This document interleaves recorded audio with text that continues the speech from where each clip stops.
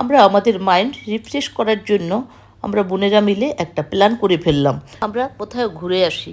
আমরা সিদ্ধান্ত নিলাম যে আমরা কক্সবাজারে যাব। আমরা সবাই রওনা দিলাম শ্যামলী বাস কাউন্টারে। ওখানে অপেক্ষা করছিলাম বাস আসার জন্য। আমাদের বাস চলে এসছে, আমরা বাসে উঠে পড়লাম। এর মধ্যে আমাদের বাস ছেড়ে দিল।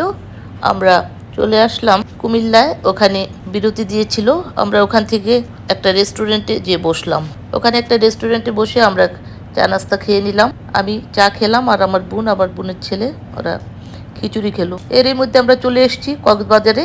আমরা হোটেল দেখার জন্য প্রথমেই চলে গেলাম হোটেল সিমুনে। ওখানে যেয়ে আমরা আমাদের রুম দেখলাম এবং আমরা আমাদের পছন্দ মতো রুমও পেয়ে গেলাম। তারপর আমরা রুমের ভিতর সবাই চলে আসলাম। আমাদের রুমটা ছিল বিচের পাশেই। আমাদের ব্যালকনি থেকে বিচের পুরো ভিউটা দেখা যাচ্ছিল। দেখেন কি সুন্দর সমুদ্রের ঢেউ দেখা যাচ্ছে। এই ছিল আজকের মতো আমার ব্লগ।